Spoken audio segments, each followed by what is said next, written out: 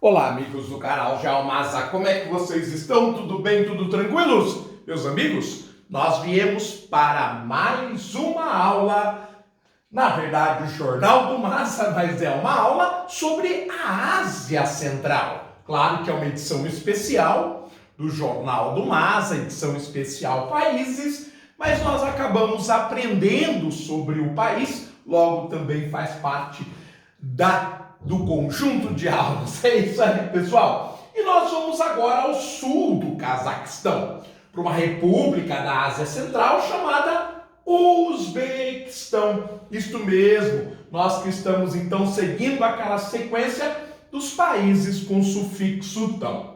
Portanto, gente, vamos observar as características do Uzbequistão. A capital está aqui, ó, Tashkent, bem próxima do Quirguistão, que é um outro país da Ásia Central, que nós vamos estudar. Mas depois de apresentado, visualizado o Uzbequistão, a terra dos uzbecos, a terra do povo uzbeco, nós evidentemente agora vamos começar a caracterizar o país nas mesmas propostas, nos mesmos parâmetros que nós fizemos com os demais, que já passa de uma centena. Lembrando, pessoal, que não se esqueça de se inscrever, deixar o like e acessar o sininho das notificações para que quando a gente lance um vídeo novo, você tenha acesso. Nós que temos aí até 3, 4 vídeos, às vezes mais, diariamente. Então nos dê esse prestígio, nós que temos tanto carinho por vocês. Bem, a população do país é de cerca de 30 milhões e meio de habitantes, o que o torna o 41º país mais populoso do mundo, com uma densidade demográfica quase 3 vezes a do Brasil, 72 habitantes por quilômetro quadrado. Em termos de extensão, cerca de 447 mil quilômetros quadrados, o que o torna o 56º mais extenso país do mundo, com tamanho aproximado da soma dos territórios do estado de São Paulo e do Paraná. O crescimento vegetativo está modesto naquilo que hoje caracteriza os países periféricos de economia melhorada, chamada emergentes. O percentual de imigrantes é bem baixo, bem diferente do Oriente Médio, como nós estamos percebendo, mas muito abaixo do Cazaquistão, que é o país mais desenvolvido daquela região. A taxa de urbanização é baixíssima, uma das menores do planeta, sobretudo no continente asiático. A grande cidade, a capital, como nós vimos no leste do país, praticamente na fronteira com o Quirguistão, Tashkent, com cerca de 2 milhões e meio de habitantes. A distribuição etária também vem se comportando tal qual a de um país emergente, abaixo de 15 anos, menos de 1/4 da população, acima de 65 anos, 6% da população. Em relação aos gastos com a saúde, equivale a 6,4% do orçamento do país, que é de cerca de 15 bilhões de dólares por ano. A expectativa de vida para o homem é de 72 e para a mulher é de 78 anos. A natalidade é de 16 por mil, a mortalidade é 1/3 disso, daí porque o crescimento vegetativo um pouco mais amplo. Em relação à taxa de mortalidade infantil, ela é elevada, quase o dobro daquilo que a Organização Mundial da Saúde considera uma taxa importante. A educação ela é obrigatória numa faixa bastante interessante, dos 7 aos 18 anos. No Brasil, equivaleria a todo o ensino fundamental e ao ensino médio. E o país tem uma taxa extraordinária. 100% de sua população é alfabetizada. Ou seja, não há sequer um analfabeto no Uzbequistão, apesar de ser um dos países mais ruralizados do mundo. Esta é uma notícia realmente diferenciada. E claro, gente, que isso herda muito do período soviético, onde a educação era tida como base fundamental para que o país progredisse.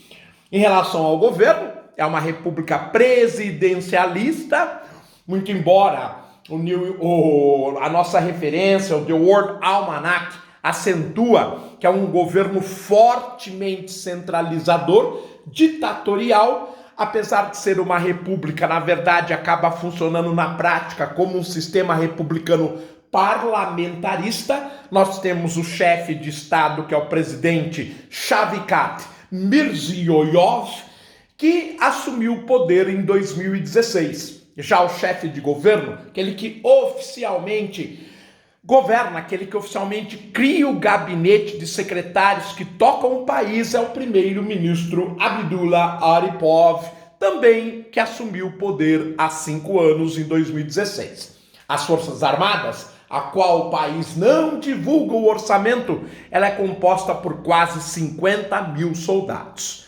A economia é bastante variada, sobretudo no setor industrial, indústria têxtil, graças à grande produção de algodão. Afinal de contas, os médios e baixos cursos dos rios Sirdarya e Amudarya, que desembocavam no Mar de Aral, por ali circulavam. Isso fez com que a produção de algodão e, consequentemente, a manufatura do mesmo, a forte indústria têxtil, vicejasse. A alimentícia, a metalurgia, a mecânica, a siderurgia e a mineração, que estão ligados aos recursos naturais, que são vastos, são muito fortes no país. A gente não pode se esquecer que o país tem uma boa reserva de petróleo, de cerca de 600 milhões de barris, ainda pouco explorada dentro do seu potencial, por isso a indústria petroquímica e a química. Em relação aos recursos naturais, nós temos combustíveis fósseis, como o gás natural, o petróleo e o carvão mineral, mas temos as riquezas metálicas, tais quais o ouro, o urânio, a prata, o cobre, o chumbo, o zinco, o tungstênio e o molibdênio. Realmente é uma variedade extraordinária. A União Soviética, no período em que estava se desenvolvendo, contou muito com esses recursos do Uzbequistão. A disponibilidade de água é extraordinária, são mais de 1.500 metros cúbicos por habitante, muito diferente do perfil dos países do Oriente Médio. O país dispõe de eletricidade razoável, ou seja, são cerca de 60 terawatts-hora. A população economicamente ativa, que enfrenta problemas com desemprego que é superior a 6%, está assim distribuída. Cerca de 1/4 no setor primário, cerca de 30% na indústria e 45% no setor terciário. Na verdade, o país tem o perfil de um país de setor produtivo. Porém, em função de outras circunstâncias, nós temos alguns problemas. O turismo movimenta cerca de 1,5 bilhão de dólares por ano. E a inflação ela é na casa dos 12%. O que é alta, somada então à questão do desemprego também elevado, dá um contexto social bastante complicado. Em relação à moeda, ela é própria, o som, uma das mais desvalorizadas do planeta, são 10.300 sons para adquirir $1. O produto interno bruto ele está na casa do 1/4 bilhão de dólares. A renda per capita é baixa, metade da brasileira, 7.300 dólares, e o crescimento o ano passado foi extraordinário, tendo em vista, evidentemente, que nós vivemos um ano muito complicado, quase 6% de expansão econômica.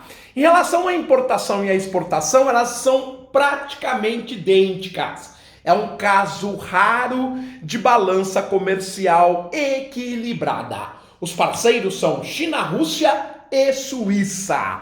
Há um sistema ferroviário herdado da época soviética, bastante interessante, cerca de 4.600 quilômetros. O percentual de veículos é baixo. Para cada 1.000 habitantes, apenas 82 possuem veículos próprios, o que é cerca de 1/3 da densidade brasileira. 33 aeroportos servem o país, com destaque para o internacional da capital Tashkent. A telefonia fixa é baixa, ela é de 11%, inferior à brasileira.